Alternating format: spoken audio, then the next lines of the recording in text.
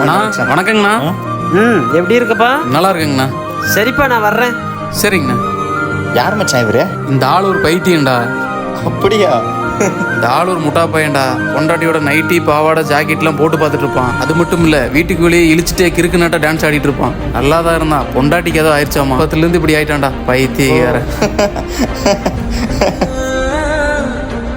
தங்கம்,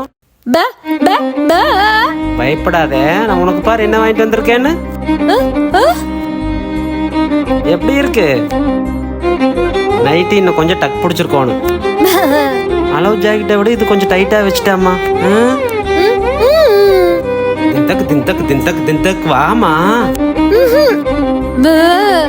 பையன் சாமி கிட்ட போயிருக்கான். அலாதரா. இங்க பாரு, இங்க பாரு, இங்க பாரு. டிங் டிங் டிங்.